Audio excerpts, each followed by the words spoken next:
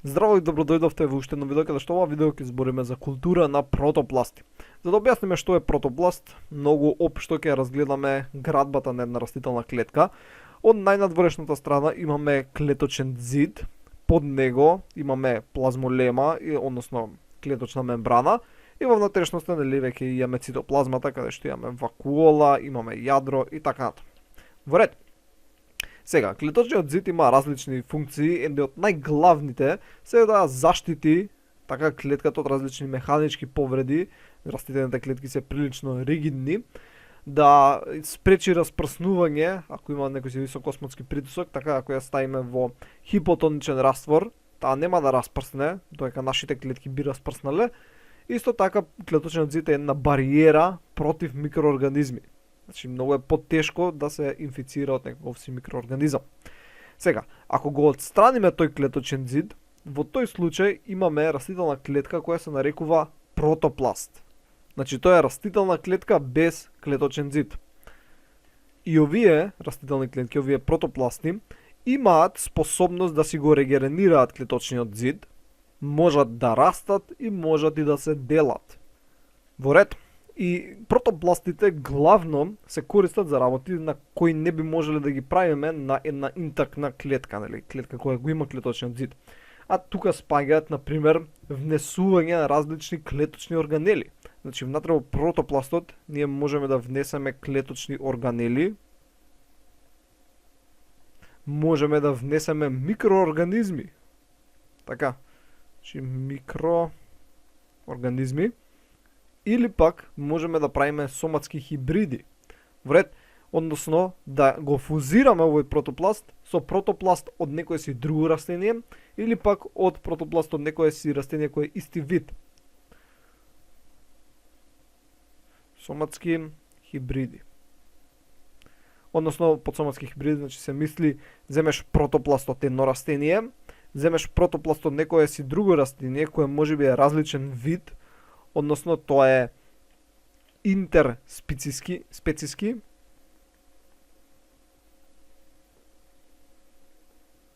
значи се различни видови, или пак можеш да фузираш два протопласта од исти вид, односно интраспециски.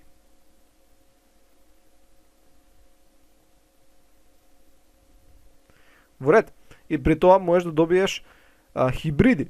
Така, на овој начин, например, може да се добие растение кое на површината прави домати, додека во коренот прави компири. Во ред, значи можеш да добиеш хибрид, можеш да мешаш растенија. Нормално не можеш да ги правиш сите можни комбинации, најчесто кога ќе фузираш мора да бидат барем од исти род растенијата и тоа ќе го разгледаме малце потоцна, но ова е една од најглавните причини за која се користат протопласти. Односно постојат многу различни видови на генетски модификации кои можат да се прават користејќи протопласти. Значи може дека да се додава и вектори и така натаму. Значи овие се само најглавните употреби сега што ги спомнав. И после од кога ќе извршиме модификација на тој протопласт, од него после можеме да го регенерираме целото растение.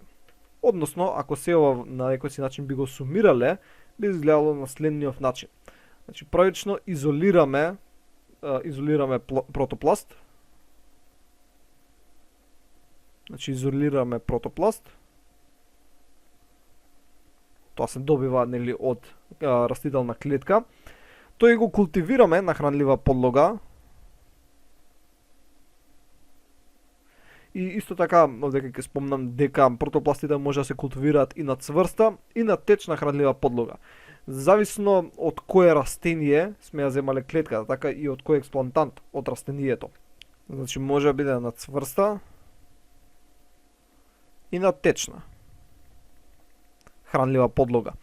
Но не можат сите клетки да се култивираат, во смисол не може сите да се делат. Сите може да се култивираат, али не се делат сите протопласти од сите растенија.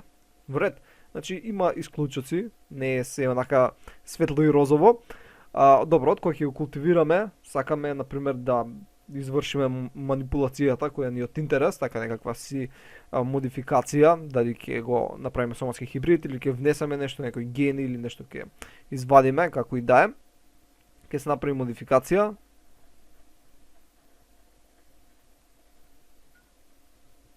најчесто тоа е некако си генетски инженеринг, и потоа реков дека имаат способност да го регенерираат клеточниот зид. Вред, они ако го регенерираат клеточниот зид, во тој случај, че регенерираат клеточен зид, и сега ако има клеточен зид, спомнав дека можат и да растат и да се делат, и сега ако имаш една клетка со клеточен зид, она ќе почне да расте, да се дели, и со тек на време ќе успееме да го регенерираме целото растение. Значи, првен клеточна делба, па регенерација на цело растение. И сега ова растение е модифицирано, најчесто генетски инженирано. И првите успешни регенерации кои се правени користејќи протопласти се на тутун. Во ред? Значи тие биле првите успешни, и како што спомнав, да, ние можеме да изолираме протопласти, али не сите протопласти од сите растенија можат да го прават ова, да регенерираат, да прават клеточна делба и да регенерираат цело растение. Значи, со некои протопласти процесот завршува тука само и ништо од тоа. Значи, али постојат некои кои можат да ги исполнат сите овие чекори. Изолирањето на протопласти може да се направи од клетки кои се дел од различни ткива или органи. Најчесто се користат листови, но може да се користат и колеоптили, епидермис, делови од изданок, поленови зрна, сегменти од туморно ткиво и така натаму. Како и да е. Без разлика кое ткиво или орган користиме, клетките од кои сакаме да изолираме треба претходно да бидат слабо плазмолизирани. Односно, тоа значи да се наоѓаат во раствор каде што имаме хипертоничен всушност раствор, имаме повеќе осмотски активни честици во надворешната средина, односно водата излегува од клетката. Не да искочи премногу, него така да не биде со потполен тургор. Во ред? Добро, и сега сме земале ткиво, имаме клетки кои се слабо плазмолизирани. Сега следното што треба да го направиме е да го отстраниме клеточниот зид. Постојат два начина на кои тоа се изведува. Првиот е механички,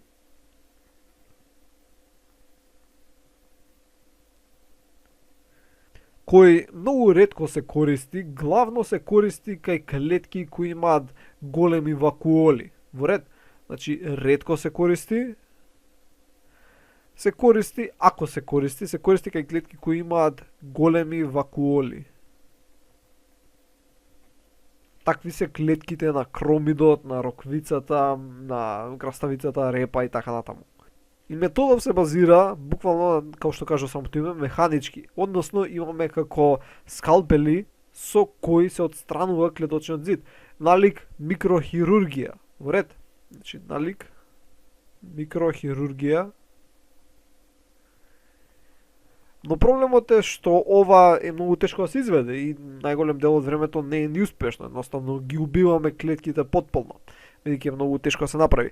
Но има и некои бенефиции, односно не се користат ензими, бидејќи следниот метод е всушност со ензими, односно ензимски метод.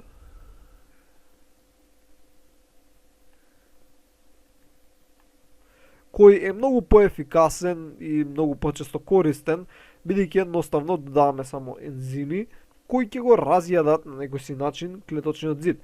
И овие ензими потекнуваат главно од микроорганизми.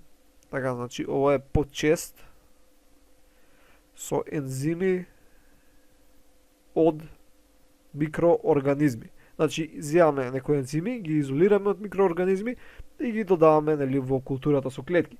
И ова се некои целулази, хемицелулази, во ред. Значи, ензимите се всушност целулази и хемицелулази. Односно, ензими кои делуваат, нели, на целулозата во клеточниот зид. Главно се изолираат од габата, која се нарекува триходерма ресеи. Сега, на прв поглед изгледа дека ензимите се многу подобри од механичкиот метод. Но има некои лоши работи со ензимите. Едноставно, кога ги додаваме ензимите, не секогаш знаеме што додаваме. На тој начин што може да додадеме некои субстанции кои влијаат инхибиторно врз растителните клетки. Што ние не би го сакале. Исто така, кога ќе додадеш ензими, ти ја зголемуваш осмоларност. Ред, значи зголемуваш осмоларност. имаат потенцијален негативен ефект.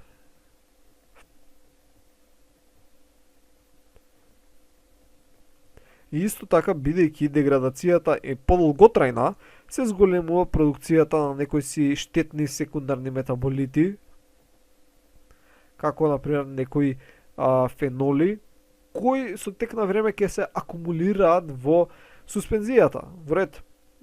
И тоа може да предизвика проблеми, бидејќи, како што реков, ензимскиот траја малце подолго и со тек на време ќе се акумулираат тие метаболички продукти, кои исто така може да влијаат негативно врз растителните клетки.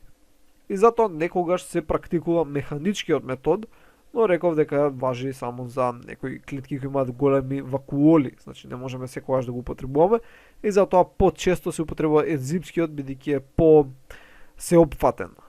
Во ред. И сега ќе добиеме протопласти. Океј, од кои ќе ги добиеме овие протопласти, треба да пазиме на каква подлога ги ставаме. Значи сега добиваме протопласт, се треба да пазиме на каква подлога ги ставаме, бидејќи протопластите се многу покревки наспрема целосната растителна клетка. Односно, ако ги ставиме во раствор каде што имаме мал број на осмотски активни материи, така во нив да речеме дека има повеќе, водата ќе навлезе во нив и ќе предизвика распрскување на протопластот. Така, значи ќе навлезе вода и протопластот ќе распрсне, бидејќи нема клеточен зид кој би му дал ригидност, како зиден притисок кој би го заштитил распрснување. Поради тоа многу е битно колку ќе биде осмотскиот притисок во околната средина.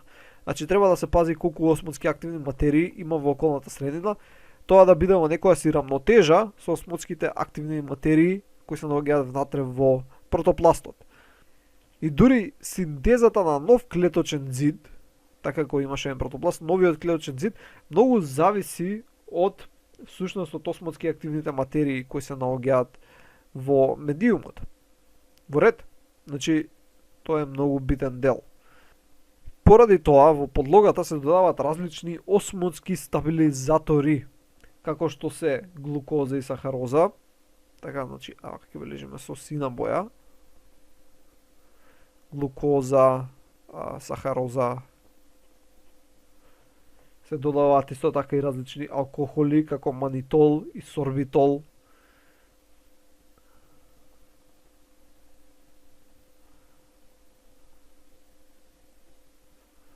Значи, овие се осмотски стабилизатори кои се додаваат во подлогата.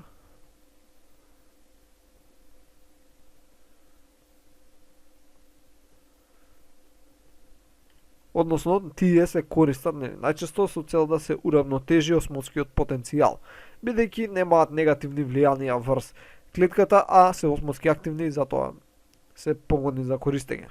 Во ред, овде во левиот сад имаме растителни клетки кои се уште го имаат клеточниот зид, ги имаме ставено во некаква си течна подлога и сега ќе ставиме ензими кои ќе вршат ензимска деградација на клеточниот зид со цел да добиеме протопласти. Успешноста на оваа ензимска деградација ќе зависи од повеќе фактори. Во ред, значи ќе зависи од pH на подлогата, која обично треба да е од 5,4 до 6,2, иако варира од растителен вид до растителен вид. Така, значи си има протокол, различни растителни видови преферираат различно pH. Например, ако изолираме протопласти од мезофилна граф, се користи од 6 до 7 pH, но главно е во овие граници. Осветлување. Обично изолирањето се врши во темно или многу малку осветлена просторија, односно садот да е затемнет или пак многу малце осветлен. Температура. Температурата е многу битна и врз база на колкава е температурата, толку брзо ќе се одвива самиот процес на деградација. Например, ако е, 12 степени Целзиусови, можеби деградацијата би се одвивала 12 часа, а ако е 36 степени Целзиусови, можеби деградацијата би се одвивала за 6 часа. Значи, во однос на температурата, повисока температура, пониско време, вред, значи повисока температура, пониско Т и обратно. Така, пониска температура, по-долго време. Океј. Времето и независно од температурата, секогаш, ако оставиме подолго време да стои овој раствор, ензимите ќе разградат повеќе од клеточниот зид. Така, значи подолго време, поголемо Т, поголема ензимска деградација. Така, значи повеќе разграден клеточен зид. Значи што подолго, повеќе протопласти ќе добиеме. Осмотски стабилизатори, ова го спомнавме пред малку, рековме се употреба глукоза, сахароза, манитол или сорбитол, со цел клетките да не ни експлодираат, значи да бидат со осмотски потенцијал сличен на тој со растворот.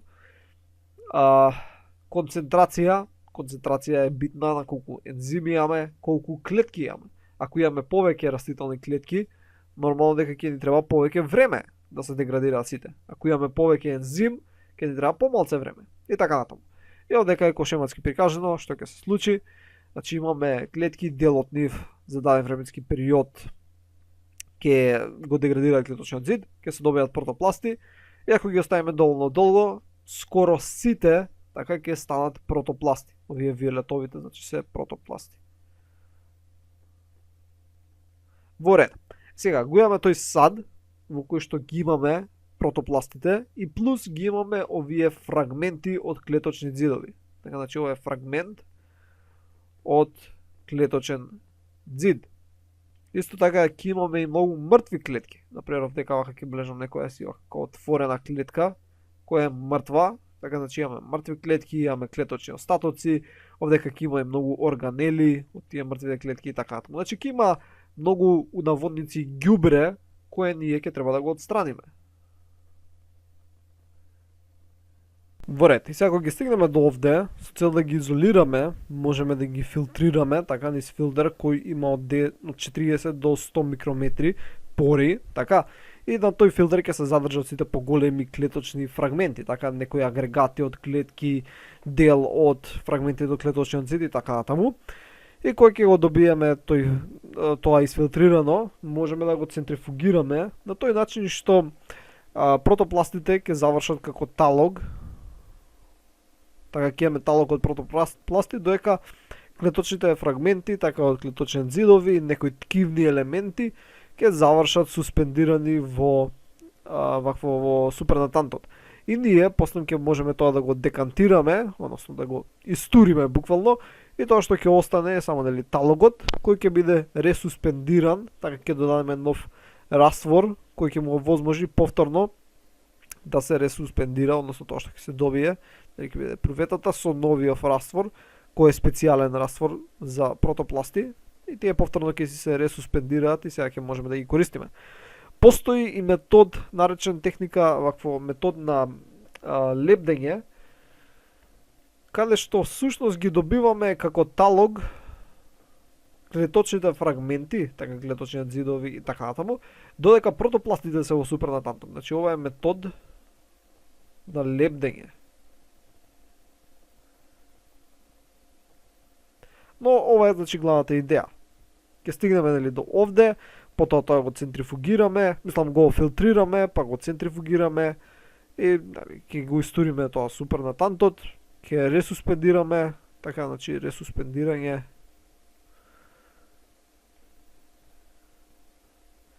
И ќе добиеме проветка каде што ќе имаме само протопласти кои ќе се наоѓаат во нов медиум.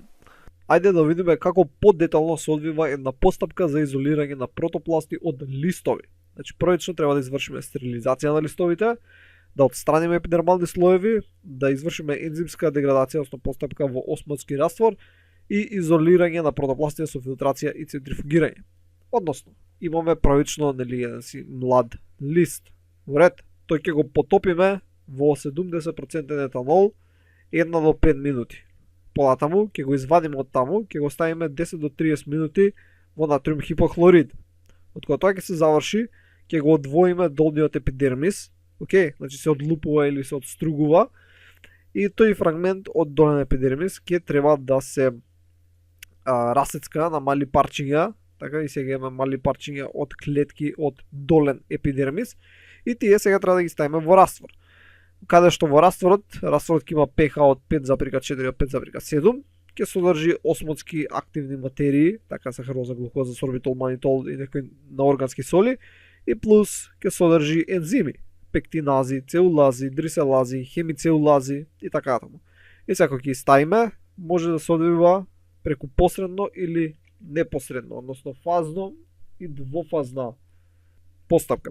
Односно, прва еднофазната е непосреден метод, значи ово е непосреден, а овој двофазната е посреден метод. И сега ги разгледаме како се одвива еднофазна е метод за изолирање и двофазна постапка. Во ред, да видиме малце подетално како е постапката за изолирање на протопласти од листови.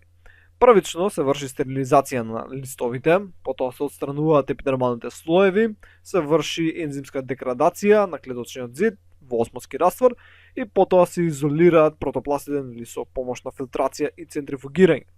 Односно, зимаме еден лист, така еден млад лист, ќе прашам со црвена боја, го потопуваме 1 до 5 минути во 70% етанол, потоа го вадиме од таму, го ставаме 10 до 30 минути во натриум хипохлорид, од кога тоа ќе го направиме, долниот епидермис се одделува, се одлупува и добиваме лист кој што нема долен епидермис, може и горниот да се ослободи, зависи од постапката. Се расецкува на мали парчиња и потоа тие мали парчиња се ставаат внатре во подлога која содржи осмотски активни материи, нели како сахароза, глукоза, сорбитол, манитол, неоргански соли и ензими кои ќе вршат всушност ензимската деградација, значи пектинази, целулази, хемицелулази, дриселаза и така натаму. И треба да се запази pH која треба да биде од 5,4 до 5,7. Во ред. Сад, кога ќе се направи тоа, всушност постојат две варијанти на оваа постапка. Едната се нарекува еднофазна постапка или непосреден метод. Така значи може да се направат две варијанти. Првото е еднофазна постапка или пак наречена непосреден метод, другата е двофазна,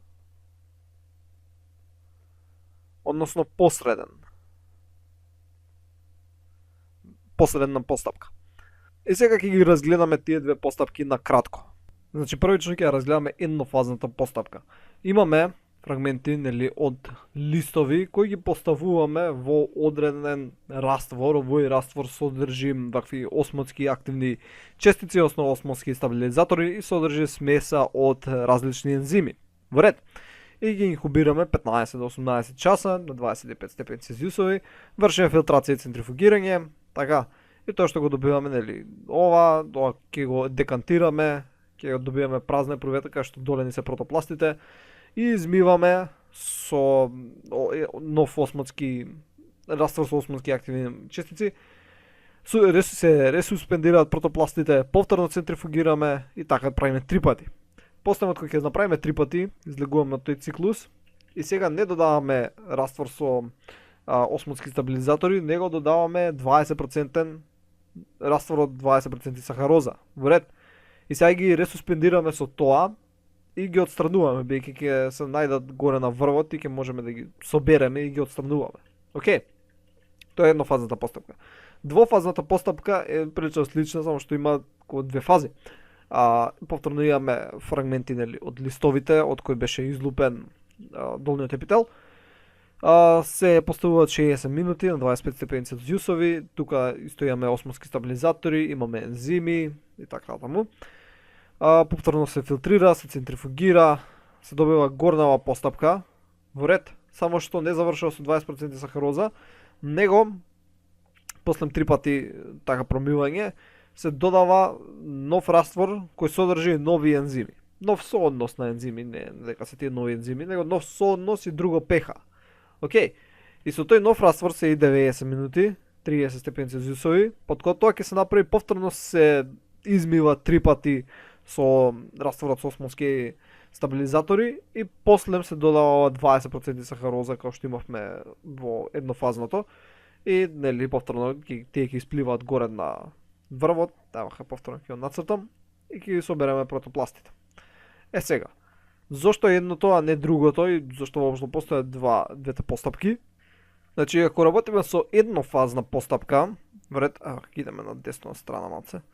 Ако работиме со еднофазна постапка, во тој случај изолираме протопласти, значи со еднофазна постапка, изолираме протопласти вакво од сунгерестиот и од палисадниот слој на мезофилот. Така, значи, додека со двофазниот, ќе бележам со жолта боја, со двофазниот се изолираат клетки само од палисадното ткиво. Во ред, значи само од палисадно. Во ред. Но, ако го користиме еднофазниот, исто така добиваме и поголем принос. Океј, значи овдека приносот е поголем,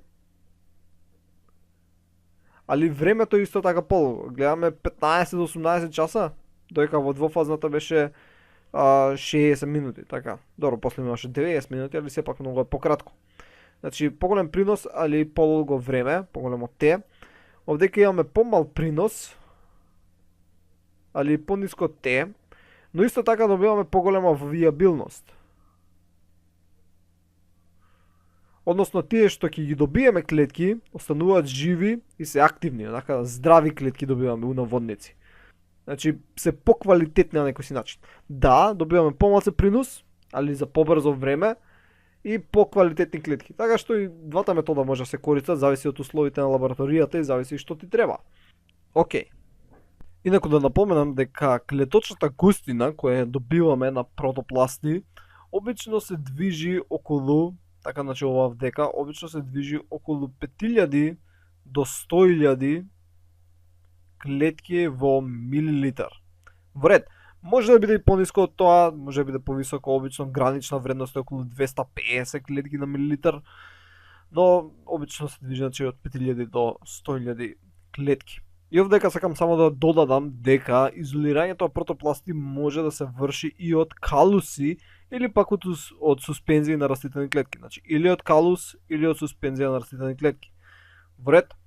Сега ќе видиме регенерацијата како се одвива од протопласт до цело растение. Иако на почеток на видеото всушност на кратко ја разгледавме, сега ќе навлеземе во малце повеќе детали. Значи, пред што започнуваме од протопласт, врз кој може би сме извршиле некакви си генетски модификации, некаков си генетски инженеринг. На овој протопласт почнува да му се регенерира клеточниот зид. И тоа што се добива е всушност растителна клетка. Вред, значи растителна клетка со клеточен зид. Вред.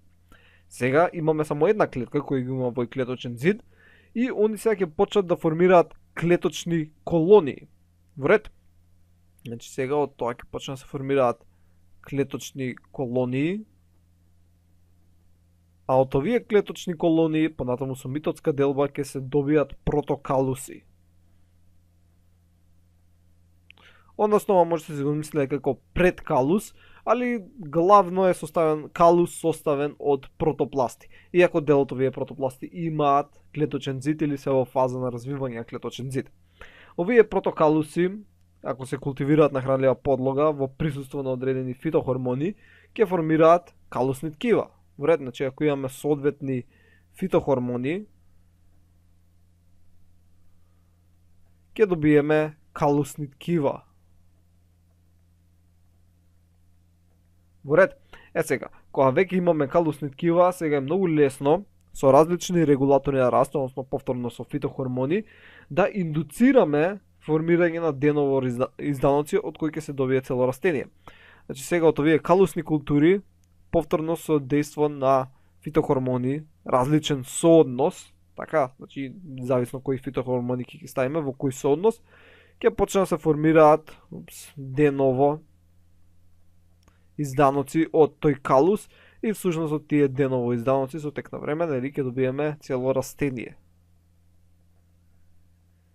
И тоа е главниот процес, всушност како од протопласт стигнуваме до растение. Нормално има како меѓучекори, покомплицирано е ако разгледуваме на подетално ниво, но ова е значи општата слика. Збор 2 да спомнеме за составот во кој се култивираат протопластите. Тој главно е сличен со тој кој го користиме за суспензии, а тој за суспензии беше сличен со тој кој го користевме за калуси, но сепак има некакви си разлики. Повторно напоменувам дека има протоколи кои се следат, но сега спомнуваме некој си општи случај.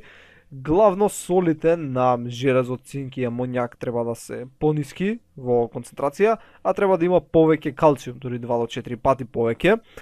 Често се користи глукоза, а помалку се користи сахароза и треба да има прилично големи концентрации на ауксини 2,4-D, индол 3 оцетна и еден нафтилооцетна киселина. Во ред, да видиме сега како се изведува тест за вијабилност, односно да видиме колку клетки ни се живи. Главно се изведува со техники на боење, каде што може да се употреби флуоресцин диацетат, феносафранин или калкофлуор бела боја. Сега, ако се употреби прво, односно флуоресцин диацетат, тој се прави во комбинација со ацетон и кога се третираат клетките, се третираат околу 5 минути и ако се живи, тоа соединение се таложи на нивната мембрана и дава жолто-зелено обојување. Ако се уништени клетките, односно протопластите, во тој случај се таложи на хлорофилите и дава црвено обојување. Во ред, значи, ако се оштетени клетките, ова соединение, така, флуоресцин диацетат со ацетон, ќе се врзе со хлорофилот и ќе даде црвено обојување. Ако се неоштетени протопластите, ќе биде наталожен на мембраната и ќе даде жолто-зелено. И врз база колку имаш од која боја, можеш да одредиш процент колку ти се живи наспрема колку ти се мртви. Во ред. Второто обојување е со феносафранин, кој се користи всушност за боење на мртвите протопласти. Значи мртвите протопласти ќе се обојат црвено, исто како во првиот пример. Имаме со калкофлуор бела боја, кој ги обојува, односно се врзува за глукозидите во ново синтезираните клеточни ѕидови и дава обојување во вид на прстен и тие клетки значи се вијабилни бидејќи можат да синтезираат клеточен ѕид. Значи тие се трите главни методи кои се користат, односно трите главни бои кои се користат за тест на вијабилност на протопласти. Ќе почнеме да збориме малце повеќе за фузија на протопласти, значи нешто што го спомнавме на почеток на предавањето. Односно дека можеме да приспоиме протопласти од две различни растенија од исти вид, од тоа се нарекува интраспециска фузија и ќе добиеме хибрид, или пак можеме да фузираме протопласти од два различни вида, односно интерспециска фузија. Сега, не сите комбинации ќе дадат фертилни растенија. Во ред, значи некои комбинации ќе дадат растение кое е стерилно. Сега тоа нас не ни е од бенефит, бидејќи стерилното растение не би можеле да го репродуцираме во природа, така што би сакале да добиеме фертилно растение. Сега има некои од овие проблематики, значи кои може да се надминат користејќи соматска хибридизација во инвитро услови. Сега, ако имаме интраспециска фузија, во тој случај имаме спојување на протопласти кои или имаат исти јадра, бидејќи можеби се протопласти од едно исто растение, или пак имаат скоро генетски идентични јадра, бидејќи се протопласти од две различни растенија, ама од исти вид. Во ред, во тој случај тоа што се добива е хомокарионски протопласт.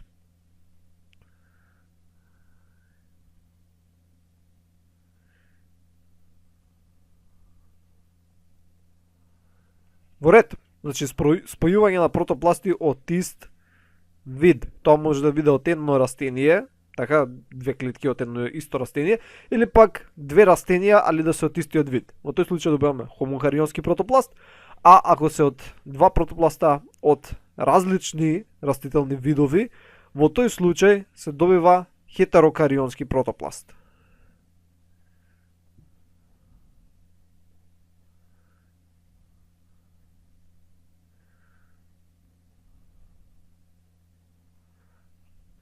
Добивањето на хомокарионскиот протопласт главно е спонтан процес, значи може да се случи и при самата постапка на изолирање на протопластите.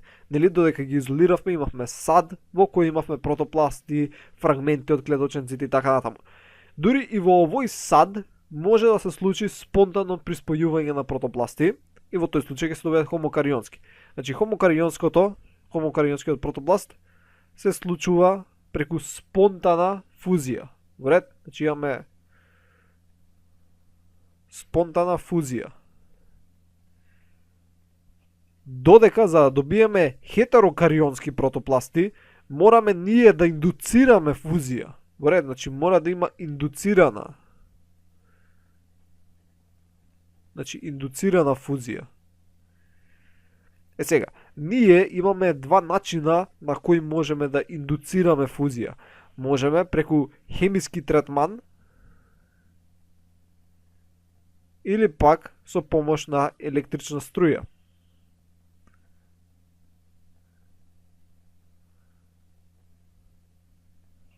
Ако го користиме хемискиот третман, тој опфаќа користење на медиум во кој имаме голема концентрација на калциум иони, на калциумови иони, така значи голема концентрација на калциум иони. Исто така треба да имаме температура од околу 37 степени Целзиусови и нешто си алкална средина, односно pH околу 10,5. Значи прилично алкална всушност средина. Или бавно центрифугирање. Така, значи ако ги центрифугираме, всушност ќе ги набиеме протопластите така што ќе подпомогнеме они да се фузираат. Океј, значи плюс центрифугирање. Океј. Некогаш се додава и полиетилен гликол. Односно, ева ќе обележиме со сива боја, значи полиетилен гликол, кој да во комбинација со калциумот и при додавање полиетилен гликол, во тој случај добиваме скоро 100% или ќе бележиме 100%, не можеме да бидеме 100% сигурни дека е 100%, успешна фузија. Во ред, значи често се користи всушност полиетилен гликол ако сакаме стварно успешна фузија, иако например може да биде поскап или слично. Исто така може да се користи и струја, каде што првично се пушта струја која има слаб напон, така што протопластите ќе се наредат еден со еден друг на ваков си начин. Нормално имаме различни протопласти, затоа е хетерокарионски протопласт, ќе бележиме различни. И ќе се наредат во еден синџир поради тоа што они на својата површина имаат негативен полнеж, значи протопластите ќе бележиме, на својата површина имаат главно негативен полнеж и кога се пушта слаба струја во растворот, едноставно ги доведува да формираат вакви синџири. И после се пуштаат краткотрајни струјни удари со висок напон, околу 500 волти на центиметар квадратен. И при тоа тие се фузираат. Ред? Значи први ќе формираат вакви синџири и после пуштаме јака струја, силна струја, висок напон, односно тоа е приближно околу 500 волти на центиметар квадратен. Значи се пушта висок напон и тоа овозможуваат нивна фузија. Нема да влегуваме ние значи во каква е постапката и сите протоколи кои се превземаат со цел ова да се овозможи, али тоа е главниот принцип. Значи може да се употребува струја или може да се употребува хемиски третман за да овозможиме фузија. Пред да продолжиме податаму со сопатка хибридизација, да расчистиме неколку работи кои се поврзани со нуклеинските киселини во растителните клетки. Односно, кај растенијата имаме јадрена ДНА, така ДНА која се наоѓа логично во јадрото, имаме хлоропластна ДНА, која се наоѓа во хлоропластите и митохондријална, која се наоѓа во митохондриите. Хлоропластите и митохондриите се наоѓаат заедно во цитоплазмата. Во ред, и понатаму ќе бележам символи, значи Ј ќе биде за јадрена, X ќе биде за хлоропластна и М ќе биде за митохондријална ДНА. Во ред, значи растителните клетки имаат 3 места на кои складираат нуклеински киселини, односно информации. Во ред, сите 3 места имаат различни информации кои синтетизираат за различни протеини, кои имаат различни улоги. Океј? И ова потекнува главно од фактот дека хлоропластите и митохондриите всушност се еден вид прокариоти кои едноставно се во симбиоза со нашиот клетка. Нормално и ние имаме митохондри и митохондриите кај нас се прокариоти кои се во симбиоза. Океј, правично овдека на левава страна имаме хомокарионски протопласт. Односно, имаме еден син протопласт и имаме друг светлосин. И ова ни укажува божемски дека тие се од исти растителен вид. Океј, може би се од истото растение, но генетски се прилично слични. И ова што го имате големото, значи ова е јадрото, односно тука се наоѓа јадрената ДНА, а овие точкиве се всушност митохондријална и хлоропластна. Значи нема да ги бележам хлоропластите посебно и митохондриите посебно, едноставно точкиве представуваат или митохондри или хлоропласти. Океј? Во ред. Сега, првично тие може да се фузираат, така на овој начин, каде што првично ќе имаме плазмогамија, така, значи првично имаме само плазмогамија,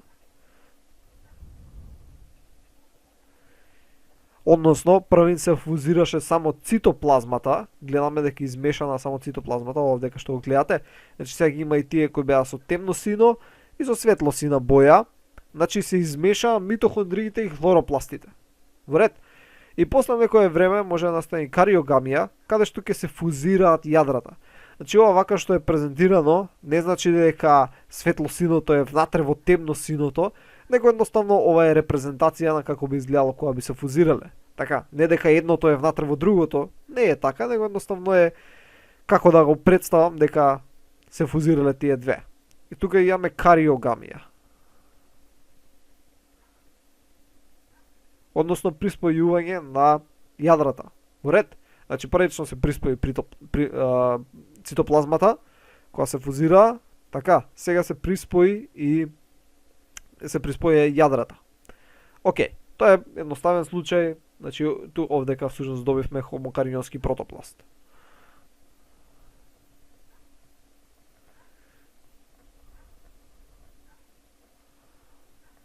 Во ред. Сега да видиме како се добива хетерокарион. Значи тука станува малце покомплицирано, малце повеќе и ќе имаме многу комбинации. Во ред. Значи имаме една клетка која е портокалова, значи портокалов протопласт и виолетов.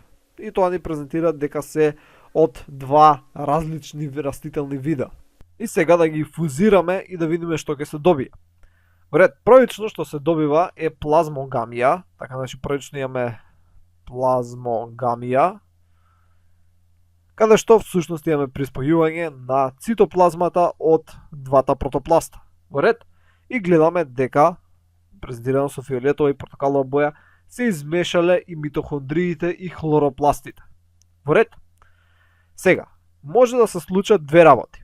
Или може јадрото од едниот протопласт да се дегенерира, во ред, и тоа што ќе се добие е протопласт кој ќе има јадро само од еден од протопластите. Во ред, и ова се нарекува цибрид. Бидејќи тоа што им е хибридизирано е само цитоплазмата. Сега, некој од вас ќе рече, добро, но кај отидува вдека овие портокаловите? Океј, и сега ќе објаснам. Значи, постојат повеќе опции, но вдека ми се презентирани само две, со цел да не цртаме премногу. Сега ќе ги разгледаме повеќето опции. Во ред, да видиме сега кои се опции можеме да ги добиеме. Значи, за јадрото можеме да добиеме или само портокалово, или само виолетово. Во ред, значи тие се двете опции. Бидејќи реков овдека имаме цибриди, каде што се меша само цитоплазмата. Едно од јадрата изумира, односно дегенерира. Да видиме сега кои се сите опции за цитоплазмата. Значи, можеме да добиеме цитоплазма во која имаме митохондри од портокаловиот протопласт, митохондри од виолетовиот протопласт, хлоропласти од портокаловиот и хлоропласти од виолетовиот. Во ред, значи можеме да добиеме таква цитоплазма, можеме да добиеме цитоплазма која содржи само митохондри и хлоропласти од портокаловиот, или пак само митохондри и хлоропласти од виолетовиот. Значи тие се други две опции. Исто можеме да добиеме кај што содржи митохондри и хлоропласти од портокаловиот, заедно со хлоропласти или пак митохондри од виолетовиот. Тие се други опции, или пак може да се добие ова. Во ред, значи овие се опциите кои може да се добијат за цитоплазмата. И постои опцијата да имаме митохондри од едното, хлоропласти од другото, или пак митохондри од едното, хлоропласти од другото. Вред, значи имаме голем број на опции кои ни се на располагање. Бидејќи запамтете, внатре во цитоплазмата имаме која овдека портокалова која стои, се мисли на митохондри и хлоропласти. Вред, кога има виолетово, се мисли на митохондри и хлоропласти од виолетовиот протопласт. Вред, и кога ги измешаме, се добиваат првично, нели овдека кога ги измешавме, тоа што го имаме е првата опција, односно имаме и митохондри и хлоропласти од едниот и митохондри и хлоропласти од другиот.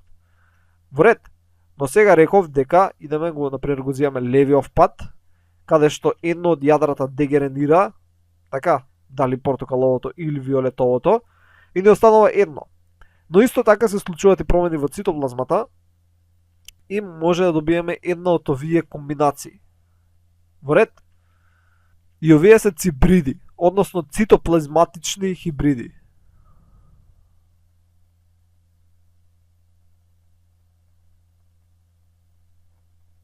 Значи тоа се цибриди, односно цитоплазматични хибриди. Добро, тоа беше едната насока. Другата насока е да се фузираат јадрата. Сега дека го имам фузирањето представено на два различни начини, дали портокаловото е внатре во виолетовото или виолетовото е внатре во портокаловото, тоа е сосема исто. Значи овие две јадра се сосема исти. Тоа е само различна репрезентација на тоа дека се фузирале. Значи се фузирале, нема врска дали сум го нацртал портокаловото во виолетовото или виолетовото во портокаловото, тоа е те едно исто. А да видиме кои се комбинациите за цитоплазмата. Значи за јадрото имаме една комбинација, таа е јадро од портокаловото и јадро од виолетовото, каде што се фузирани, не се одделни, додека за цитоплазмата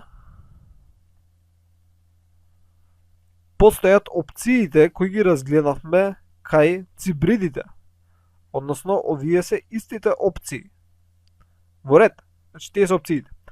Сега, ако настане ваква фузија, како што овдека видовме, во тој случај имаме исто така и процес на кариогамија. Значи, нели првично имавме плазмогамија, каде што се фузираше цитоплазмата, и во овој вдека случај се фузира јадрата, односно имаме кариогамија. И ова што се добива е вакво синкарион. Односно вистински хибрид.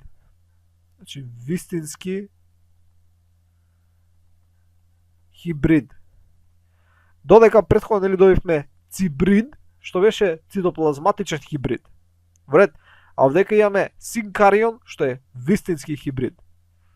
Сега, треба овдека да надополниме дека можно е дури и да се фузираат протопласти, мислам, не протопласти, него вакво хлоропласти или пак митохондрии од двата родители. Исто така, вреди да се напомене дека при ваква хибридизација може да дојде и до рекомбинирање на ДНА од хлоропластите на двата протопласта кои ги фузираме или пак на митохондриите од двата протопласта кои ги фузираме. Например, во овој вдека случај, така, може да дојде до рекомбинирање на ДНА од, например, портокаловиот хлоропласт плюс виолетовиот хлоропласт. Во ред, и хлоропластот кој ќе се добие со фузирање на два хлоропласти се нарекува пластом. А ако имавме фузирање на митохондриите од портокаловата со митохондриите од виолетовата, нормално ова не е фузирање во буквална смисла, него размена на делови од ДНА. Во ред. Во тој случај ќе добиевме нешто што се нарекува хондриом. И со се ова што го спомнавме, можеме да увидиме колку всушност е битна културата на протопласти за генетскиот инженеринг на растенија. И сега ќе објасниме неколку примери. Иначе да надополнам дека голем дел од гените кои се наоѓаат во митохондриите се битни за цитоплазматична машка стерилност, додека голем дел од гените кои се наоѓаат во хлоропластите се битни за отпорност кон одредени хербициди. поточно за отпорност кон триазинските хербициди. Во ред. Да речеме сега дека имаме одредено растение, така протопластовото одредено растение, кое ова растение не е супер. Така, значи бомбона растение, си имаш митохондрии кои се свиѓаат, но хлоропластиве не се свиѓаат. Во ред, значи имаш овдека исто и, ева како ќе обележам јадро со зелена боја, значи имаш јадро, имаш митохондрии, имаш хлоропласти. И ова растение е супер растение, али би сакал да му ги замениш само хлоропластите. Значи само хлоропластите сакам да ги сменам. И овде имаш одредено сино растение, односно протопластово одредено сино, кој има, нели, сино јадро, сини митохондрии, сини хлоропласти. И ти сега сакаш да добиеш, тоа ти што сакаш да го добиеш, е следново. Ќе поместам ова вака малце десно. Сакаш да добиеш протопласт, кој ќе си го задржи зеленово јадро, кој ќе си ги задржи зелените митохондрии, али ќе има сини хлоропласти. Значи ти тоа сакаш да го добиеш. Во ред. Како ќе го добиеме тоа? Епа, ќе ги фузираме овие две, така, значи овие две ќе ги фузираме и ќе одиме на добивање на цибрид. Океј. Значи тоа е истото овдека што го правевме, сега само наместо портокалово и виолетово, земавме, нели, зелено и сино. Океј. Кидаме и сега идеме по левиот пат, бидејќи сакаме да добиеме цибрид.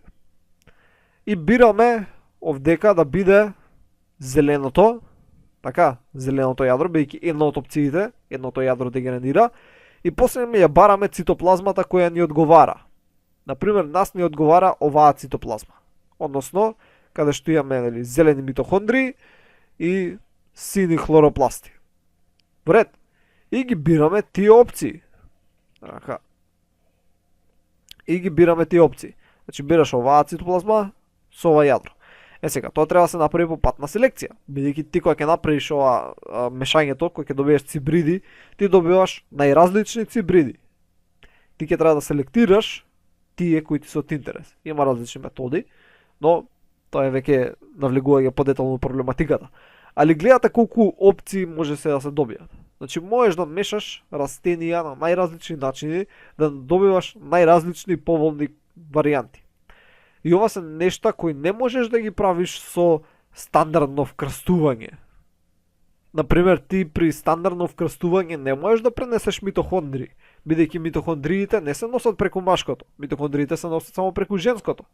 Така што при стандардно вкрстување, например, имаш одредено машко, ми се свиѓаат овие митохондрии, сакам да ги пренесам. Епа не можеш да ги пренесеш зашто се наоѓаат кај машкото. Машкото не пренесува митохондрии. А преку оваа техника можеш и од машкото да ги пренесеш митохондриите. Односно, оваа метода на соматска хибридизација, односно вршење на хибридизација на протопласти од соматски клетки во инвитро, е многу битна за овозможување на екстрахромозомско наследување, односно насочување на екстрахромозомското наследување.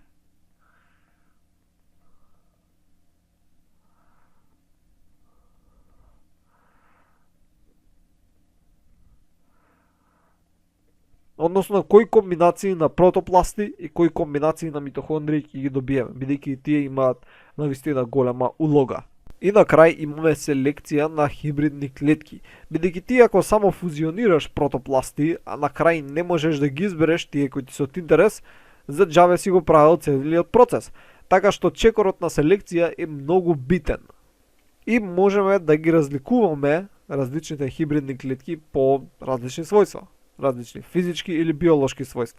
Под физички се мисли колку се големи, така, значи, ајде ги бележиме, големина, исто така, големина, форма, густина, така, значи густина, форма, колку е електрофоретската подвижност, боја, флуоресценција, така, боја, флуоро, ќе бележиме флуоресценција, подвижност, се мисли на електрофоретска подвижност и така натаму. Особено боја да се користи, големината и формата, бидејќи ако се мешаат, например, клетки од различни ткива, обично имаат различни бои и врз база на тоа која боја се добива, некоја како измеѓу, можеш да видиш кој што придобиле. Сега, кога се користат биолошките својства, може да се користат цитолошки анализи, односно цитолошки анализи представува да се сликне на некој начин јадрото и да се бројат колку хромозоми имаат. Бидејќи кога правиш фузионирање на протопласти, и ако имаме кариогамија, така, во тој случај 100% имаме, нели, зголемување на бројот на хромозоми. Бројот на хромозоми од едното плюс бројот на хромозоми од другото го добиваш бројот на хромозоми на хибридот. Океј, значи прво ако имало 23 хромозоми, ова имало 13 хромозоми, тоа што ќе се добие, ќе облежиме со виолетова боја, ќе има 36 хромозоми. Да, значи една многу проста математика. И ќе ги избереш хромозомите, тој кој ги има тој број на хромозоми, се бил хибрид, односно успешно фузионирање на двете протопласти. Сега, може да се користат и методи на мутанти, каде што имаш, например, еден протопласт, ќе облежиме со жолта боја повторно, кој ќе облежам со X, имаш друг протопласт, или ќе облежам повторно ко кругчиња, имаш еден протопласт, имаш друг протопласт, каде што овој е отпорен, например, на хемиска супстанца Z, а овој е отпорен на хемиска супстанца Y. Вред. И се добиваш еден хибрид, окей, и врз него ги нанесуваш и Z и Y. И ако преживее, тој стварно е хибрид. Ако не преживее, значи или му фали жолтиот протопласт или нешто останало повеќе од розевиот и така натаму. Значи може да се прави на тој начин преку резистентност на одредени материи, особено некои си хербициди, или пак спрема тоа како реагираат на екзогено аплицирани фитохормони. Например, има еден пример каде што имаш одредено растение никотина табакум, кое што, тоа ќе оближиме дека е првото, значи првото е никотина табакум, второто е никотина лангзидорфи, кои сами по себе не можат да живеат без во инвитро култура без фитохормони, но ако ги споиш и добиеш хибрид, хибридот може без фитохормони. Океј, а они самите по себе не можат без фитохормони, така, значи овие не можат, а хибридот може. Така што тие што ќе преживеат без фитохормони се тие кои успешно фузионирале. Многу лесен начин да селекција. Значи тој ќе може да преживее без фитохормони, ќе може да си го регенерира растенијето. Така што ќе добиеш само растенија кои успешно извршиле фузионирање на протопласти. Океј, значи тоа се некои главни начини на селекција, но има и други, и овдека може да се навлезу повеќе детали како се тоа се изведува и така натаму. Но тоа е некоја си основа.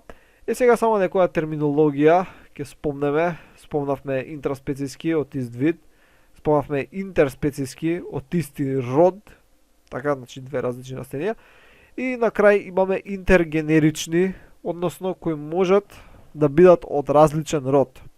Уред, ама треба да главно бидат од иста фамилија или исти ред. Значи не можеш ти да вкрстуваш растенија кои се од различни класи. Сега збориме за таксономска поделба. Во ред, значи не може едното да е од една класа или од еден тип, другото да е од друг тип. Така не можеш ти детелина да спојуваш со, не знам, ела или нешто, некое дрво. Значи нема логика. Не можеш такви огромни спојувања да правиш. Можеш да правиш нешто што е слично, што се наоѓа например во слична фамилија, како например патлиџан и компир. И еве слика конечно, може да си најдете интернет и многу други слики, може би ќе најдете некои други растенија и така натаму. Значи ова е еден многу познат пример, се од фамилијата Соланаце, така Solanum lycopersicum и Solanum tuberosum, може да ги приспоиш и да добиеш растение кое во коренот прави компири, а горе прави патлиџани. Значи тоа беше главно се за протопласти. Поминавме огромен материјал, така, значи, многу работи спомнавме. Значи, ова е само вториот дел кој го разгледавме овде. Така разгледавме и едно друго, односно ова, значи толку е многу цртав, што ми фати два paint фајла. Така, значи ова го разгледавме, ако ќе зумирам уште повеќе. Овдека се поминавме, овдека вака само го поминувам колку некако сака нешто да си разгледа. Исто така, значи, и го поминавме и другово. Во ред. Значи, се надам дека научивте доста, дека имате некој си по-длабоко разбирање за се ова и колку многу постојат опции, значи уште колку многу работи не се направени, а може да се направат, но сепак е многу комплицирано да се изведат. Така, или пак на некој не му текнало дека може тоа да се направи. Во ред, ви благодарам што гледавте и ќе се видиме во наредното видео. Довидување.